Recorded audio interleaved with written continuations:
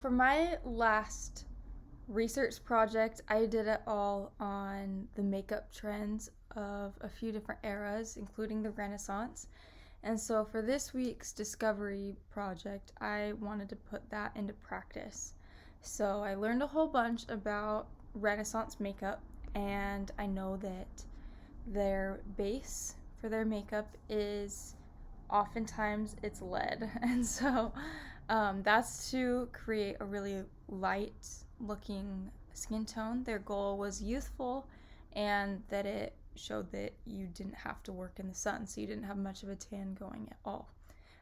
So to try and replicate that, I got the cheapest powder that I could find. It was a shade or two lighter than my natural complexion, and just helped me look a little bit like I haven't been outside as much as I have. And then for their lips and for their cheeks, they would use crushed berries. And so I actually did try that out right here. I have a strawberry. I'm trying to not let it drip. A strawberry that I crushed, and I used a beauty blender to put a little bit on my cheeks and on my lips. And I don't feel that it was nearly as pigmented as regular makeup products of today, but it did kind of create that really natural, earthy kind of just youthful color, like what they were going for. For their eyebrows, I had read that they use incense for their eyebrows and for their eyes. So I'll get a little closer here. I did put some eyeliner just on my waterline because I am not going to put incense that close to my eye. And I originally, I'll show you, I originally did try and make my eyebrows darker, and they extended them a little bit. That's a little bit of Greek too. But I felt like I looked more like Frida Kahlo than anything Renaissance style. So what I actually did is I took this picture, and I see that you can assume she's blonde even though you can't actually see her hair because her eyebrows are so light. And I naturally do have pretty dark eyebrows, so I took some foundation and I covered them as best I could.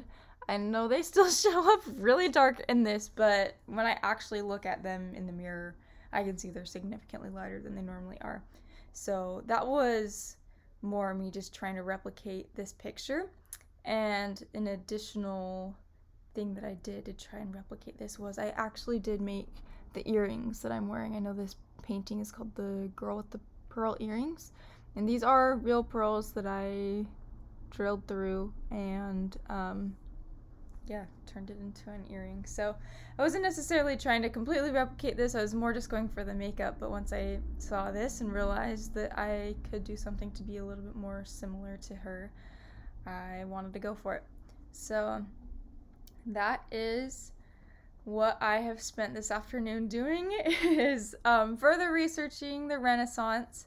One thing that I did learn this time was I just kind of assumed that people didn't know that their makeup was toxic. Because why would you intentionally put lead or arsenic or any of these other things on your face, a place that's just so close to everything, to getting inside of you? I would never want to put poison on my face. But contrary to popular belief, these women that used these makeup products did know that they were poisonous and decided to go through it anyway because beauty is pain. And I just thought that was pretty crazy that people were so willing to do anything to look just a little bit younger, to look a few shades lighter. And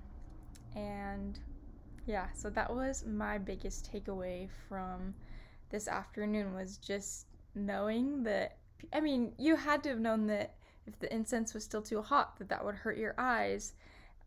It can't be good for your eyes. I don't know. I can't really fully wrap around my head around people being so willing to do super dangerous things to achieve a makeup look. I will also include the works that I cited in my in a page that I'll tag with this. So if you are interested in learning any more about Renaissance style makeup specifically, I would highly recommend checking those out. Thank you.